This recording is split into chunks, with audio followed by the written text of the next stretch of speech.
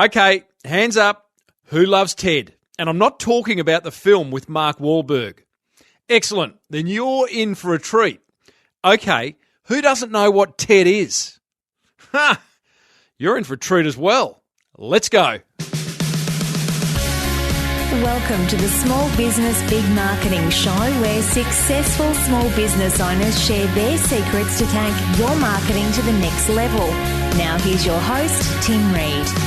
Welcome back, listeners, to another episode of Australia's #1 marketing show. I am your host, Timbo Reid. But you, so much more importantly, are a motivated small business owner ready to crank out some great marketing. And that's what we are here to do for you around here. So well done for tuning in. Big show today, team, brought to you by the very good folk at Net Registry and 99 Designs. Now, here's what we are going to cover. As I said at the start, TED. I have got an interview today, not with TED. That's not a person. I'll tell you what TED stands for later, but John Yeo is the curator of TEDx Melbourne, and a huge success story that is, and he takes us behind the scenes of the TED success and the TEDx success. Now, I've got a reminder about a very simple yet effective marketing communications principle. I have got a fantastic listener success story, a listener who applied an idea from a recent show and has had a really big win. I'll share that with you. And also another listener and forum member who has nailed their book cover. And I'm going to explain how they did that. I'm going to wrap up John's interview, the TEDx Fellows interview, with a top 5, not a top 3. There are so many learnings in there. And I've got a really good, well, I reckon they're all good, but a motivating marketing quote of the week. My favourite so far. So, lot to cover. Let's get stuck right in. Small Business Big Marketing with Tim Reid. smallbusinessbigmarketing.com. So I had a forum member share this week a wonderful outcome and a really good learning for us all. It's from SJ. SJ calls herself the safety nerd. I love that little that moniker. She says inside the Small Business Big Marketing Forum, which you can, by the way, become a member of, go to crankmymarketing.com. I digress. Sarah says, hi all. She's talking to the forum members. After talking with Tim about my brand, I changed my tack and put more of my personality into my work, and it's worked.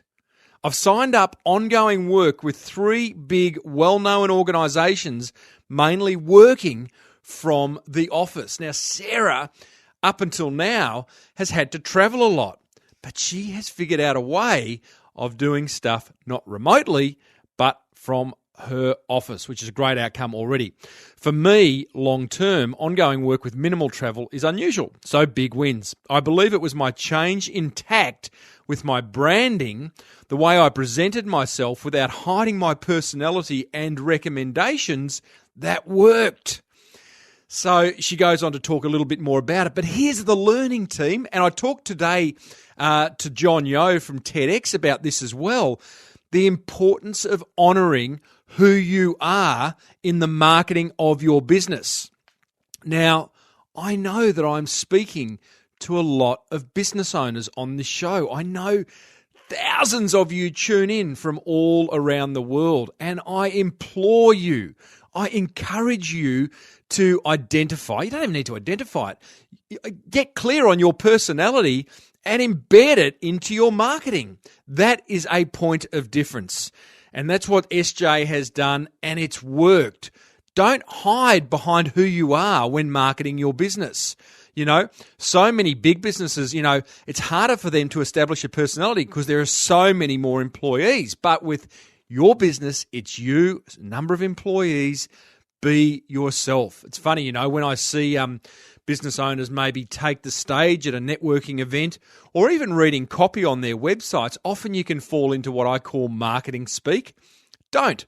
Be yourself. Now, that is a great win, and thank you, SJ, for sharing that. Here's another win, and I love this. This is a little bit more visual, but I want to share it with you anyway. Past guest and forum member and long-time listener of the show, Lindsay Spencer Matthews. In fact, Lindsay's a psychologist who I interviewed on episode 202, recently ran a design competition on 99 designs for his new book cover. Now, he has shared, so the way 99 Designs works, just in case you don't know, is that you run a design competition for anything you want designed. You post it there, you nominate an amount of prize money. Lindsay, for book covers, it's from $299. How cheap is that? You then have designers from all over the world responding to your brief, right? And then after 7 days, you shortlist it, you choose your winning design, and you award the prize money to the winning designer, who then sends you the high-res files. Now, Lindsay ran this design competition, and he shared the shortlist of the 8 book covers. He got about 160 or so submissions. He shortlisted the designs down to 8, and they are so highly professional. Like, I'm looking at them now. Obviously, I can't show them to you, but it is like, these are covers that you would expect to see in a bookshop, in an airport bookshop. You know, when you look at the top 20 best-selling books in an airport bookshop, the covers are also compelling. It's like looking at lollies. And Lindsay's are too. They're fantastic. The book's called Why Clever People Do Dumb Things. One is a wonderful illustration of a bloke in a suit sitting on a tree branch and soaring off the tree branch close to the trunk. That's dumb. Another one is a wonderful shot of a guy in a suit in a tiny little red car racing down a hill. That's dumb. But my point is, the designs are beautiful and a great way of being able to get people's opinions by shortlisting and sharing the designs. It could be on your Facebook. In this case, for Lindsay, it's been inside the Small Business Big Marketing Forum. You can do this too by heading over to 99 Designs. You can run design competitions for absolutely anything that you want designed. And it's got a 100% money back guarantee if you don't get the design you love. But what you are going to get is designers from all around the world responding to your design brief.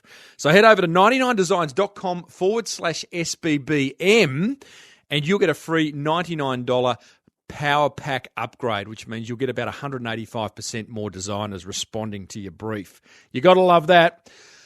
My big point here, guys, is that there is marketing success everywhere.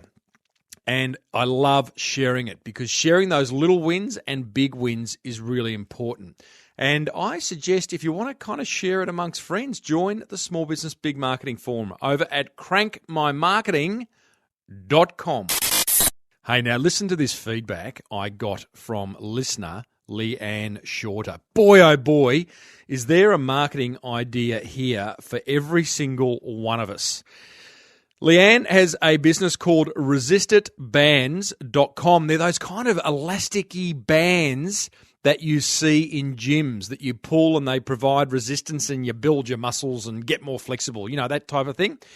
Leanne says, hey, Timbo, just wanted to share a little success I have had this week after getting an idea from a recent podcast, episode 193, with quantum physicist, no less, Elaine Saunders, who was a real disruptor in her industry. She was selling hearing aids online.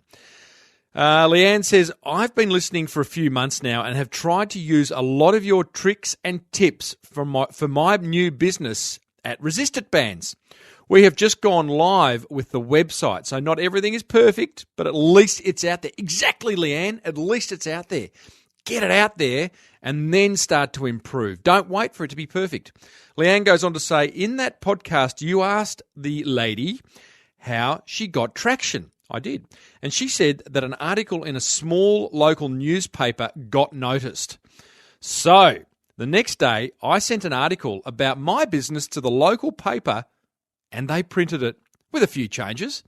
And the next thing I know, it is in over 14 internet newspaper sites.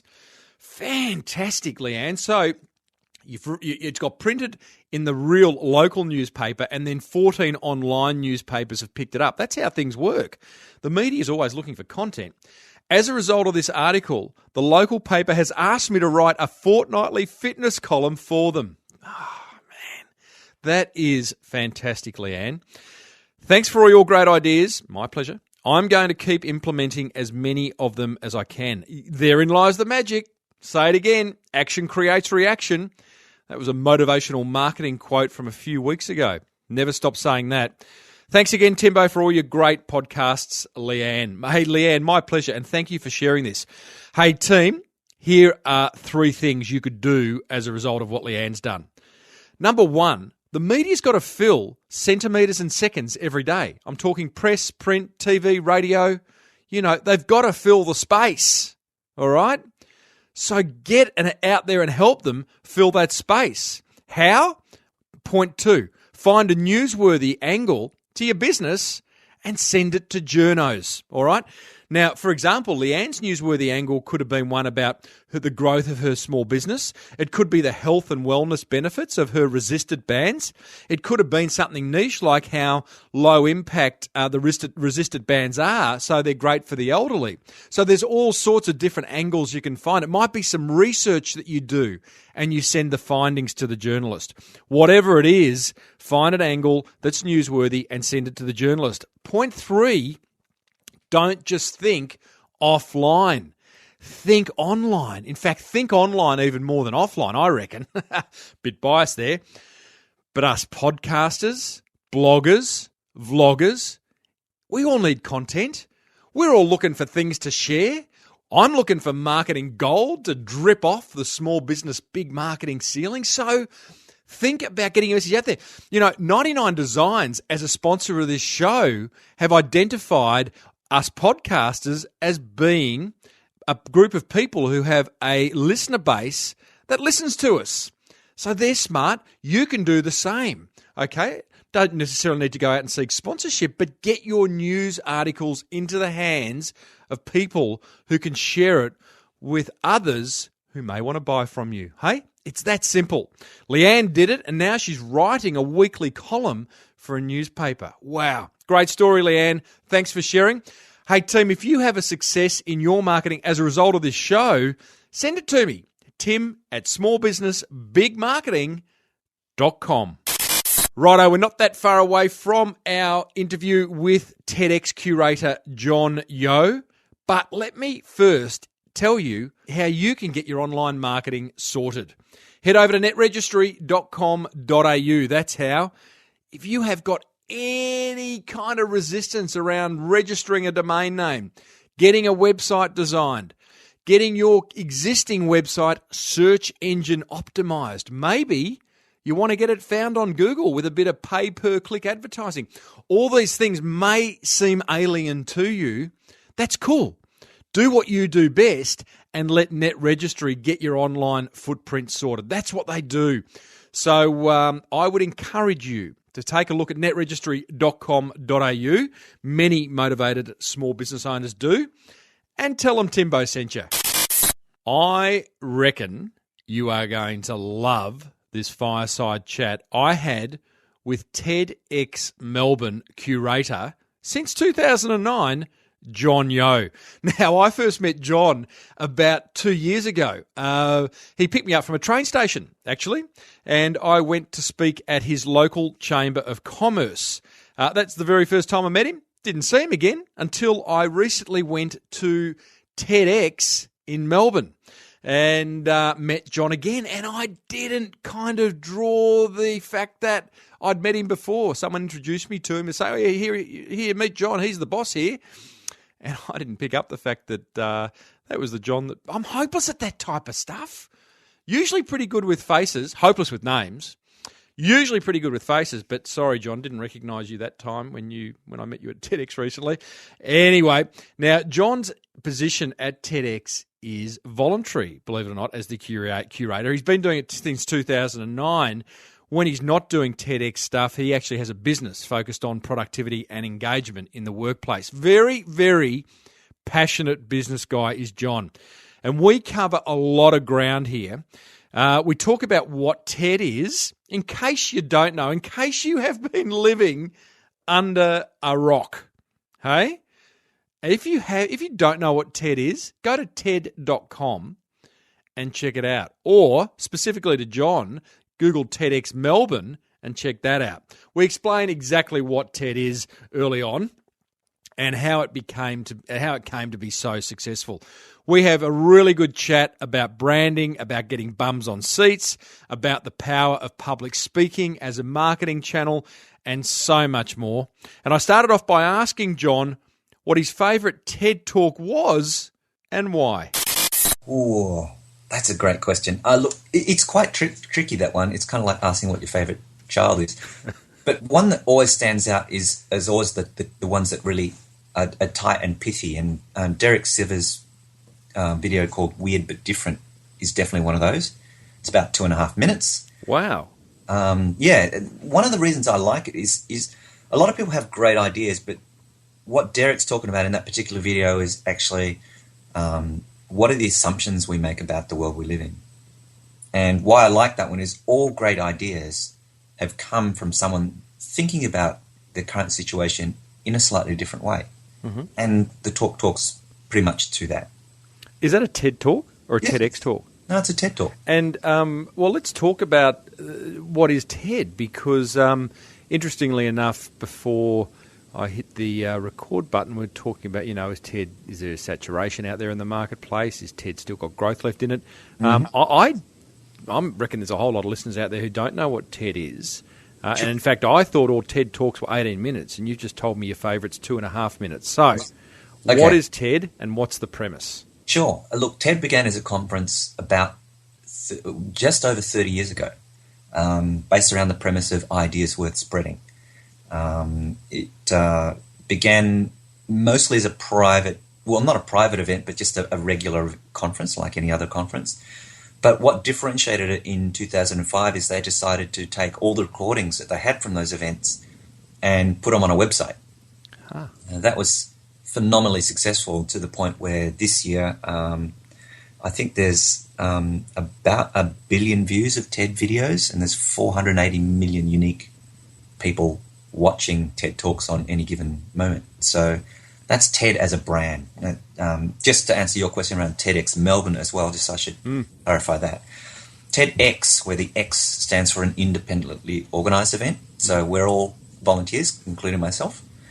And we get to curate and put together TED-like events in our local town. So my job as a curator is to find all the speakers and explore these ideas worth spreading in a Melbourne context or an Australian context. Cool.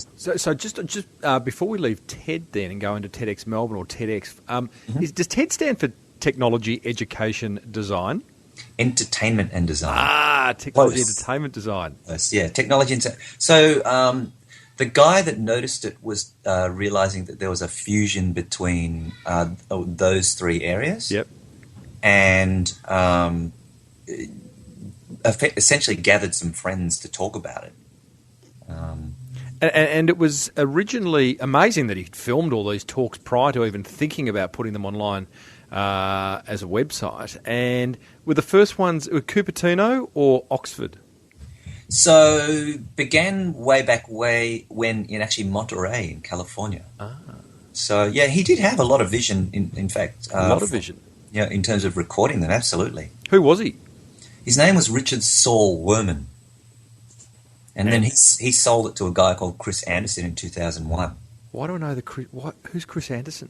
Chris Anderson's the current curator and owner of the TED. Maybe I just know him because he's that. It seems like I know him from elsewhere. Yeah, there's another Chris Anderson that does Wired magazine or something like that. Yeah, there is. Yeah, editor. Yeah. Aha. So TEDx just grew, and it went through some just crazy growth. And listeners, just go to TED.com, and you're just going to be blown away as a resource, as an alternative to TV, as a way of honing your speaking skills. Because even though your favourite talk, John, is a 2.5 minute talk, correct me if I'm wrong, but is the premise of a pure TED talk 18 minutes? So they're known for their 18-minute talks, but the talks go up to 18 minutes. So what I've noticed, particularly in the last 12 months, is actually the videos that have actually got more popularity are around the 9-minute mark. Yeah, well, our attention span is like that of a gnat. It's definitely shrinking. Sure is. So there is not a you are not required to deliver an 18-minute talk if you're invited to onto the TED stage. No. Look, the premise I like to have there is, what do you want to say, and how long do you think it'll take to say it? If it takes 18 minutes, it takes 18 minutes. If it takes 9, let's do up 9. But Totally. Wouldn't you rather a talk that had amazing impact that was 9 minutes than one that was 18? Like the life lesson there, John. I reckon half the business books that are written could be written on an A4 piece of paper. And I'm not underplaying the power of the ideas. I use Malcolm Gladwell's Blink as an example of this, where love the book, love the idea that when you see something for the first time or meet someone for the first time, you know whether it's the real thing or not. There you go. Yeah, absolutely. There's the idea. Yeah, didn't need 400 pages. No. In fact, I had the pleasure of actually meeting Jack Canfield, and I asked him, it actually came up in conversation. He actually believes that the reason why his Chicken Soup series was so successful is that none of the stories are longer than 4 pages. So true. And the interesting thing about that is that it's really hard to be simple. Yeah. Oh, yeah, absolutely. It's easy to complicate things. So getting back to TED, sure. So the premise, okay, so it's not 18 minutes, it's up to 18 minutes. Another premise, I guess, is that it has to be one idea worth spreading as the basis of your talk, correct? In particular, the worth spreading bit. A lot of people forget. I mean, it's easy to come up with an idea, not to disparage ideas, but there's a load of ideas out there. No shortage of them. But, what are the ones that are worth spreading? What's going to cause someone to, and again, when I'm speaking to my speakers, I ask them, at the end of your talk, someone ideally leans forward in their chair, looks at the person next to them, whether they know them or not, and says, that guy on stage, they're either brilliant or they've got rocks in their head. What is that? If they're not going to talk about it, it's not going to be viral in nature. Then it's not going to spread. So true. The one that my favourite, it's probably not my favourite. It's really hard to pick a favourite TED Talk because there are so many. But the one that always comes to mind is the bloke who invented the shark-proof wetsuit. Ah, yes. Good old TEDx Perth. TEDx Perth. Yeah. Not even a TED Talk. Absolutely. Like that, I'm listening to that, I'm going, because I've always laughed, kind of, at the fact that wetsuits are generally black and make you look like a seal. Mm-hmm. Which is sharks' favourite lollies. Mm-hmm. So this guy's invented a suit that reflects water, that is not in one of them isn't. It's hard to see in water. It's like what was Brian Singer thinking at Rip Curl when he did invent the seal costume? He probably, I'm guessing. Look, way back when, they probably just ordered big sheets of rubber and just. Sewed them together, well, he did. In fact, I've interviewed him on this show, and great story. Be a great TEDx. Oh, well, no, would it be no, it wouldn't be a great TEDx story because it's a story of a business. But he bought a World War II sewing machine and set up in a little house in Torquay and started making wetsuits for his mates down at Bells Beach because it was just too cold, So, and it's how all great businesses start, isn't it? Just like meeting a need. Yeah, absolutely. Absolutely. So that was my favourite and very, very shareable. It's like again, the founder of TED, it was just like ahead of his time because now, when I talk about marketing and I hear others talk about marketing, we talk about is that shareable? If we're creating content, we talk a lot about content on this show, and inside my forum, it's like, is that going to be shareable? Will people want to pass that on to one person? Or lots of people. Yeah, exactly. And certainly TED Talks get you to do that. So TEDx, John, did you buy the license and bring it to Melbourne? You're a volunteer curator. How's all that work? Sure. So first of all, there is no license fee, but what actually happens is the moment you run your event, the license expires, and based on a public survey that goes out from TED, the renewal is based on the feedback. So if they don't like the feedback, you don't get your license renewed. Interesting. That's the first part of it.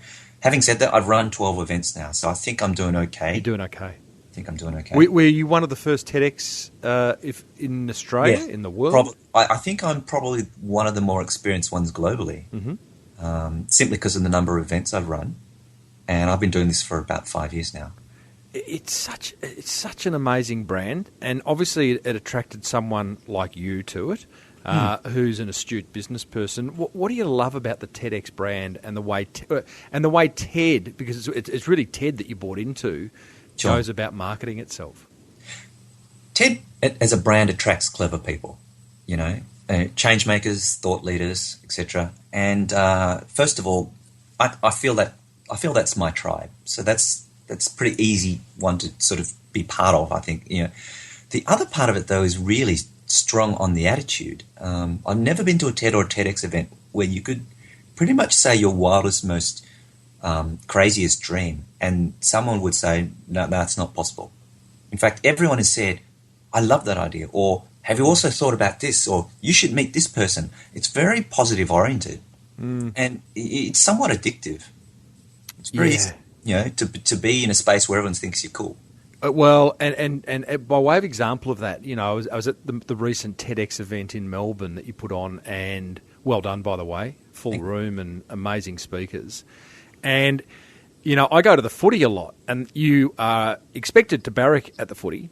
When someone takes a mark, you cheer, particularly if it's there on your side. But there were people cheering for thoughts and opinions shared during people's talks at the TEDx event. You don't see that all the time. No, absolutely. Look, the goal for our event is to change the way people think and feel about the world they live in. And, we're not doing our job unless people are inspired or excited by the content that we put on stage, but also by the people that choose to be in the space. And how do we best serve them? By creating opportunities for them to connect. So you're into community building. I love the idea of community building. How do you do that? Like, how do you get? Let's start with speakers. I imagine you'd get a lot of speakers putting their hand up saying, "I want to be on the TEDx stage." Yeah. So we had, as you were there, we had about, I think it was 14 items up on stage. About 300 applications to get there. So competition's pretty high. And how often does it run? Once a year? Well, we historically run a few a year, but we're not going to do that anymore because as our events have got bigger, we're almost 900 people now. It's actually got technically very difficult for our volunteers to manage. Yeah. So we're scaling back the events in terms of large scale, but we're actually doing something a bit clever next year, which I'll talk about. Yeah, hold that thought. So let's get back to I'd love to know. But, so you got 300 speakers. You got to get it down to 14. And they have got to be people who are going to get us all thinking, inspired, challenged. How do you do that? So, again, come back to the premise. Ideas worth spreading. Focus on the worth spreading bit. What is it that's going to cause someone to sit up and go, whoa? It can't be just something clever or tricky. You might remember the Andrew Gazon talk where he talked about the criminal code. Do you remember him talking about? And what was interesting about that particular talk, I think, was that he originally came to me. He said, "Oh, look, I tried to hand myself into the police, but they told me to go away," which is kind of funny in itself. But long story short, rather than him talking about himself handing himself in, we got him to explore what the criminal code was, and it was essentially do what you say you're going to do. If your brother is in trouble, you've got to back him up. Don't exploit women. Don't exploit children. Don't take advantage of the poor. And so I said to Andrew, what if we positioned it this way? Imagine a world where people did what they said they were going to do. If you ever got in trouble, you knew someone always had your back. And we lived in a world that didn't exploit women, children, and the poor. What sort of world could we live in? And, in which case, who's the criminal? What gives us the right to point fingers at someone when they feel like they're doing something that serves a higher purpose? They unfortunately choose to do it in a way that's maybe not so positive as an outcome, but you can't deny that the values underneath are still there. They're just Okay, so interpreted differently. absolutely. So you're looking, and again, some of the speakers, listeners who were there at the most recent TEDx Melbourne, we had a lady who was one of 28 people in Australia destined to fly to Mars in I think it was 2025, one-way trip. That was interesting, hearing about someone who can't wait to hop on a plane and head out of the universe and never come back. There was a guy who figured out, I can't remember the term he used, but figured out he could 1,500 different language indicators to figure out whether you were lying or not, or whether that was fascinating. The list went on and on. So you were looking for people who not only had great ideas but were infinitely shareable. Yeah, absolutely. I mean, these people are bold in so many ways, in their thinking, in their attitude, even being willing to give away what some people might see as their core IP. Oh, yeah. People get worried about that. And, share it because they genuinely love the idea that this could really fundamentally change the world they live in. And it's that attitude which will always help rather than I've got something I could promote or I could position this that's got... Okay, so how do you, because of those 300, John, I am guessing there is a large proportion who just want to be able to put TEDx on the speaker's bio. Yeah, right. Absolutely. So therefore, they're coming at it from the wrong place. Have any ever got through your filter, and how do you weed them out? So none have got through my filter. Oh, you're good. I have a fairly rigorous process. Of those 300 people, probably 19 out of 20 wouldn't warrant either an idea worth spreading or seen as self-promoting. So they'll be told. Mm-hmm. And I want to apologise. There's a handful I haven't got back to, but I'll explain. Do it now. Just do it broadly. Oh, thanks. Thanks for your application. Unfortunately, at this point, didn't fit within either our theme or didn't fit in with the context that we were trying to do. Yeah, trying to sell too hard. One of you was. Year. Yeah. Look, yeah. I never say no to people. I just say, look, let's keep exploring, because the moment you limit yourself is the moment you start. That's when everything goes to pot. Mm-hmm. So those people, even the 1 in 20 that do get through, 30% don't make it through the speech development program that I've created. Oh, what's that? So I've got it's not a little process anymore. It takes about 8 to 25 hours. And it's a speech development program that allows people to deliver messages with impact.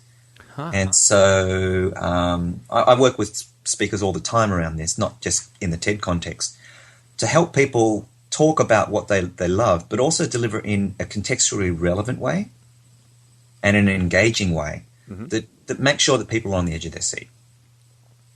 So that's kind of like, that's a speaker's training program. Yeah, kind of a speaker's training program. I recently read How to Deliver a TED Talk. Kind of did my head in a bit. It's quite quite complicated, that book. There's three books out there, and they're all quite clever in technique, but maybe I'm sounding a bit self-promotional here, but I like to think mine's better. If you don't, who will? I know, past guest, Zara Swindles Gross, past guest of this show. She did a TEDx talk, 80 hours practice for 18 minutes. How good was her talk too, by the way? Look, it's not unusual for speakers to do that. I can guarantee a standing ovation on my stage with the formula I have. I think it's pretty rigorous, and stuff that Zara does in terms of the hours committed is definitely a significant part of that. Yeah, and she talked about Zara being my speaking coach, and she's brutal. First thing she says is, "You've been practicing. You got to do it 2 or 3 times a day, Timbo." She just like, and I haven't, John. Don't tell anyone, but I never did it 3 times a day practice in my off days. But I have one keynote that I've delivered all year, and I still do my opening once a day, just in my head when I'm driving. For sort of the first 10 minutes. It's great. I mean, if you are speaking, and there'll be people listening here who die to get on the TEDx stage, practice is everything. That's the level of commitment required. Oh, it is. It is. And then in fact, I was listening to a podcast the other day. Dave Hughes, the comedian, was being interviewed by Osher Ginsberg. Andy G, used to be Andy G. Yeah. And he was interviewing Dave. A really good interview, good in-depth interview, you know. And Dave was just talking about, he's just left TV and radio about a year ago, and he's gone on the road with his stand-up routine, and talking about how he agonises, and sort of he being all good comedians, you know, agonise over words and the way you deliver words. And, you know, they could agonise over a word for one word in one sentence for a week just to get that nuance right. And not surprised. Chris Rock, there was a Chris Rock video on YouTube, and it literally shows maybe 40 or 50 separate gigs that he's done. And what this guy's done is spliced random parts of each of those videos into one video, and the conversation in the sentence continues the entire way through. Oh.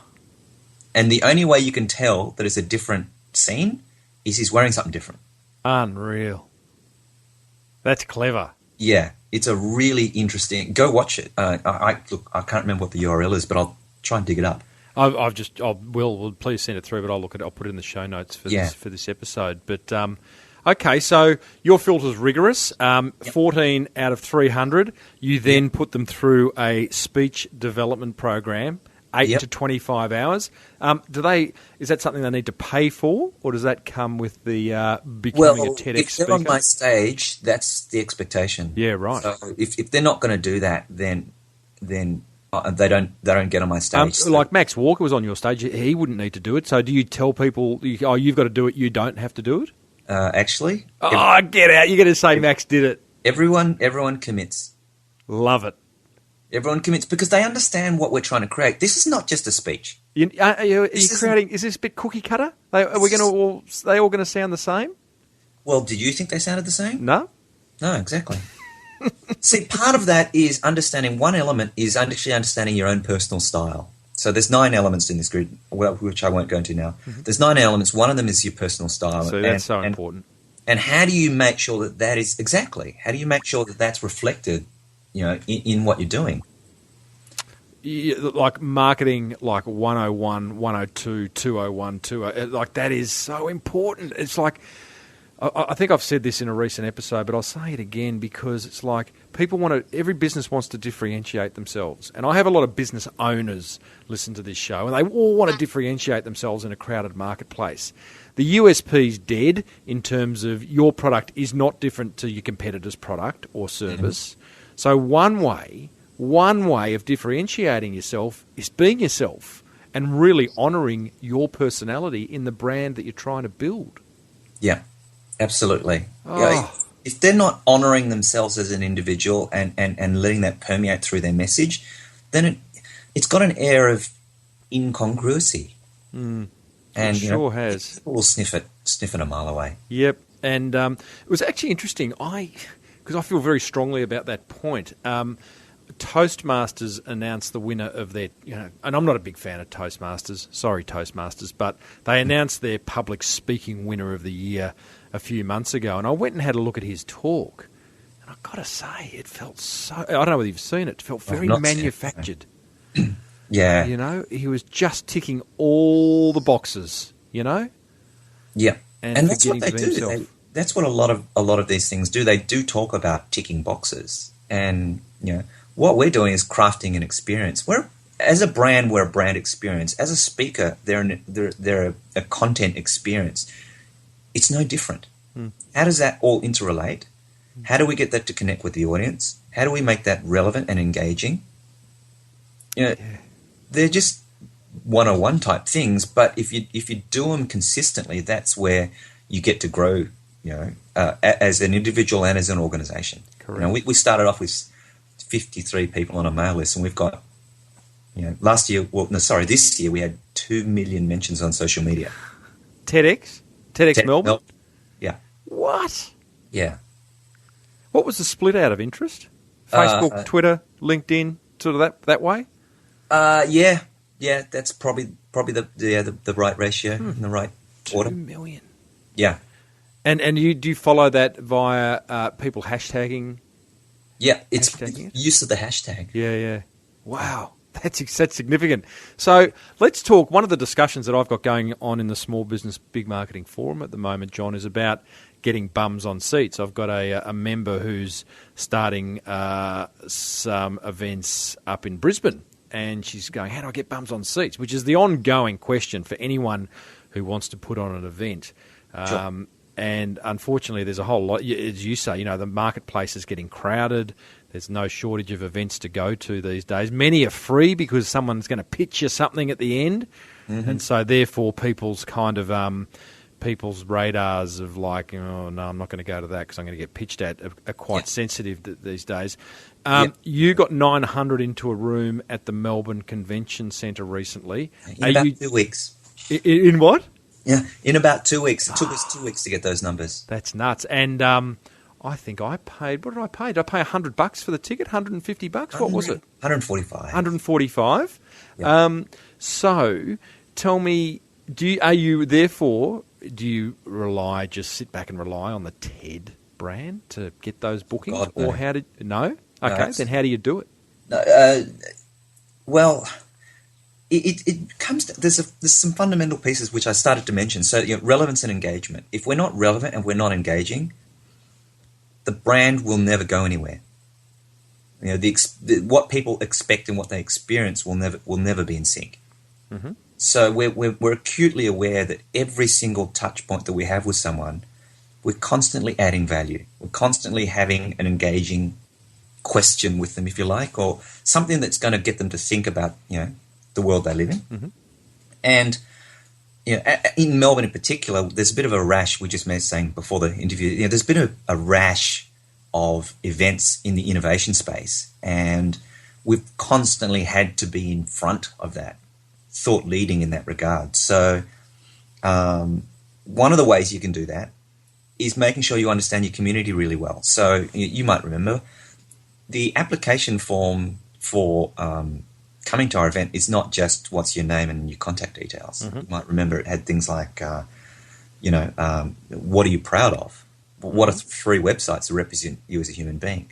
We're able to get some deep insights into what I call the psychographic of our community. What excites them? What their hopes and dreams and aspirations were. We also ask, the causes they support, their hobbies and interests, so that we get a contextual understanding of who's in our room. And by doing that, we can understand things like, well, if we were to do this particular theme or this particular topic or have this particular speaker, would they find that relevant? Mm-hmm. And then I work with the speakers to work out, well, how do we make this engaging for them? And if you're constantly mapping these together in as granular way as possible, then you're not, rather than speaking at them, you're having conversations with them. Mm. And that's a key differentiator. We could have done a bit better job of doing that this year. I think we did a really good job last year. But in terms of, we're not just saying this is the event, this is the qualifications of our speakers, this is the topic they're going to speak about. We're saying, why do you want to even be with us? How can we serve you achieve things both within our event that you might find interesting, but how do we also engage with topics outside of our event that are relevant to you? And how do we help you connect with those people? How do we help you solve your life's problems, if we can call them that, in a way that moves beyond just come to a conference? So you do a whole what's amazing about that, John, is that it's all voluntary, and I just wonder and I guess this is across all of TED, and clearly TED's not being held back, but I'm going to say it anyway. Is TEDx being held back by the fact that you've got all this amazing data now, you've got the opportunity to engage via social media at probably a pretty amazing level by being able to speak with versus at your tribe, yet you're all volunteers and you're all running your own businesses outside of your TEDx stuff. So I'm guessing you could be doing a whole lot more. Scary, really, given you're getting 900 bums on seats in 2 weeks. Absolutely. Look, I reckon I guesstimate we're working within maybe 40 to 60% of what we could potentially do with a full-time organisation. And the marketplace is becoming more competitive. So are we now? Is it now time? Has the world caught up with TED? And is it time for TED to make the next bold move? Look, I think we're already doing that. I mentioned the adventures. It's a classic example. The adventures? Yeah. So is this your 2015 plan? Plans, yeah. Because you've just, in the context of that, listeners, by the way, I'm speaking to John Yeo, who is the curator of TEDx Melbourne and has been since 2009. John, you've literally just got back this week from an event in Christchurch? Yeah, the National Organisers Conference, which is pretty much everyone in Australia and New Zealand sharing best practice and ideas. Okay, so 2015. What's the step up? Well, we noticed that we had a whole bunch of scenarios, and I'll give you one that's kind of a favourite at the moment. We're working with a car manufacturer. They have a situation that obviously, in Australia in particular, all the manufacturing for cars is leaving. They expect a talent pool shrinkage within 5 to 7 years. Mm-hmm. And they have this lab, and what's unique about this lab is it's one of the few labs on the planet that can design a car and build a car. And I said, "Oh, cool, can we get in that lab?" And he said, "No." He said, "Why not?" He said, "People in our company can't get in that lab." I said, "All right, so you've got this scenario where 5 to 7 years." He said, "Yeah." He goes, "Well, we work with an amazing bunch called RoboGals. They encourage girls in years 7 and 8 to do science, engineering, technology." RoboGals. RoboGals, yeah. Mm-hmm. And I said, "Well, what if I work with Fairfax, our local newspaper, and do a story about your commitment to not only science, engineering, and technology, but girls in particular?"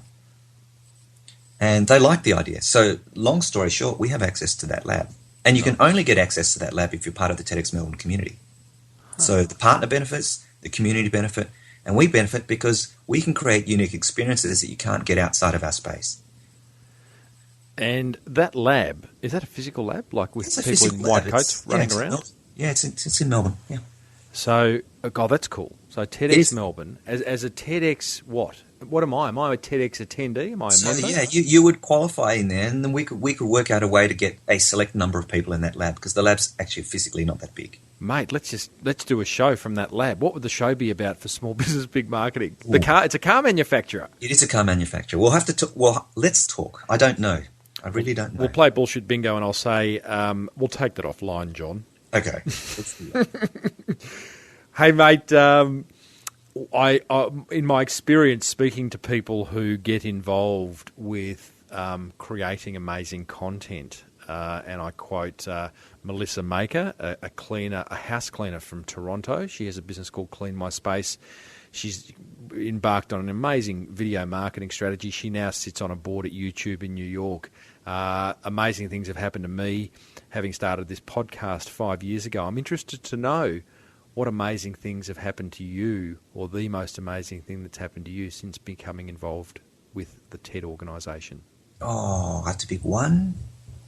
Well, top of mind, and then as you share that one, another one will come to mind, and you can share that as well. Okay. I'll give you my very first experience when I first went to a TED conference in the US. They, at the time, this is, 3-4 years ago now, they fly in international award-winning baristas and their machines and their beans to caffeinate the attendees. That's cool in itself. That's cool. But, of course, invariably there's the long line to try all the different coffee vendors. And the person that I was standing behind was, and we struck up a conversation, was the strategy director for Amazon. And the guy behind me was Morgan Spurlock from Supersize Me. So you can imagine the conversation we're having. And that's sort of the power of that type of networking. You can't put a value on. No. And that's not even on stage. These are people who are just hanging around in the foyer. Mate, they just want a coffee. Yeah. That's cool. Yeah, it is cool. And, if we can create that serendipitous type of opportunity for people who come into our space, I think we're doing a good job. Yeah, well, and to that point, and I've spoken about this before to my listeners, we've got to get out of our comfort zones. I had stuff on the day TEDx was on, yeah, but it was stuff. And there's some things in our business life, in our personal life, we can't move. But there are other things where we've really got to ask ourselves the question, where should I be that I'm going to get the most value today? Or some question like that, you know. And for me, cancelling what I had on, buying that TEDx ticket and seeing some of those speakers was wonderful. I happened to catch up with a couple of people that I hadn't seen for a long time as well. Serendipitous, maybe. But it was just such a good thing to do. And the more we can... And it's like... And I'm sitting there listening to a lady who's going to be going to Mars, a guy who can figure out if people are lying, a school teacher who hands permission for the school, a school principal whose school is run by students. And it's like, well, how's this benefiting my marketing? But whether it does or not, it opens up your mind. It does, absolutely. First of all, thank you. Thank you for taking, that special consideration and to come to our event. I do appreciate I'll do it again. Brilliant. Awesome. I should run these more often. But you talk exactly to our point. There's the mind-expanding experience and the perspectives you get that cause you to think about your world in a different way and then therefore go out and be a different person is what we're after. Because if you go to a conference and go, yeah, that was a good idea, and go home again, everyone goes to those conferences. We don't want that. Well, and John, I've spoken in 8 countries this year at about 60 conferences, and I've been to a lot of conferences, mate, and I'm sure you have too, and I'm sure many listeners have, and they can become a little bit the same, and they don't challenge, and they do just tick boxes. So many learnings. When you look at something, I look at TED, I've always looked at TED in 2 ways. One is as a place to go and learn and be entertained and see interesting things, but I look at it through the eyes of a marketer and a speaker, and there's so many learnings as well. So, hey, John, well done to you, mate, for being involved, for bringing it to Melbourne, for furthering it, because I think, 40 to 60% you think is, you've optimised it so far. I can't wait to see what it looks like in 5 years' time. Mm-hmm. I'm looking forward to it myself. Good on you. Thank you, John. Thanks, Tim. Well, team, I hope you enjoyed that interview as much as I enjoyed bringing it to you. How clever is John? How good is TED? If you haven't been to TED, get over there and have a look, and TEDx as well, of course. I've got a top 5 this time, thanks to Net Registry and 99designs.com/SBBM. My top 5, I couldn't keep it to 3. There was too much marketing gold dripping from the ceiling. Number 1, be relevant and engaging. So important, Be relevant and engaging with your audience, your prospects, so that they think, yeah, that business gets me. They understand me. To that point, number 2, understand your prospects really well. I love how John said get a contextual understanding of them, where they are at now, where they're looking at to be in the future. Get inside their head and don't just understand them demographically. I've got a whole section inside my forum where we go through the brand character, and one of the questions helps you get inside the head of your prospects. But that's a great tip. Tip number 3 that I took from John's chat, don't speak at them, speak with them. Yeah, how many brands speak at us? At. Buy now, buy this, do this, closing now. Nah, forget that. Speak with me. And that's why social media is so good. That's why podcasting, blogging, video marketing is so good. It gives us the tools and the mediums to have a two-way conversation. That's why I love seeing the comments in the show notes of each episode. That's why I love having a forum. There's nothing more powerful than being able to have a two-way conversation with your prospects about them, about where they're at, and how, in my case, how I can help you move forward with your marketing. So that's a great tip from John as well. Tip number 4, just go to a TEDx event, or if you're lucky enough, go to a TED event. But get out there and don't look at a TEDx event, for example, and go, oh, why would I want to hear from an astronaut? It's got nothing to do with my business. Just hearing from other people share their ideas and stories opens your mind, okay? So get out there. Google when the next TEDx event is in your area, and they are everywhere, and book a ticket. And number 5, do a public speaking course. I can't encourage that enough. Speaking has grown my business exponentially these last 18 months. Even if you don't think you'll ever speak from stage, do a public speaking course because it's great for your confidence, it's great for articulating your message, and it's great for being able to get rid of all the unnecessary verbiage around your sales messages and enforces you to cut to the chase. Okay, so encourage you to then look out for public speaking courses. I might even think about putting one on next year. If you're interested in that or anything else you'd kind of like to learn more of, I do want to do some things next year, some live events, just an idea bubbling away in my little mind. So email me, tim@smallbusinessbigmarketing.com. Hey, now I will put in the show notes for this episode 213, that Chris Rock YouTube video that John spoke about, and the Derek Lithers TEDx talk that was John's favourite. And I'll put a link to my favourite, which is the shark-proof wetsuit. Okay, so there you go. Let's get stuck in to the motivational quote of the week. I love this one. I think it's my favourite motivational marketing quote of the week so far. It is by none less Sir Richard Branson. And he says, a business is just an idea to make other people's lives better. How good is that? If you think of your business like that, then it's going to make the marketing of your business a whole lot easier. You will focus on creating helpful marketing, a topic I can talk endlessly about. A business is just an idea to make other people's lives better. Write it down, put it in front of your computer, write it on your hand, write it under your eyelids, and practice it. Live it. It will help grow your business.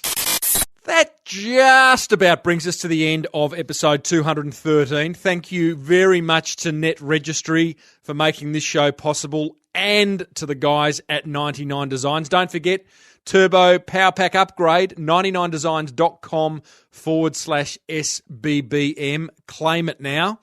Hey, how's this for upcoming guests? I'm about to do an interview in about half an hour's time, actually, with Daniel Delaney, who has got a very, very cool barbecue restaurant in New York City.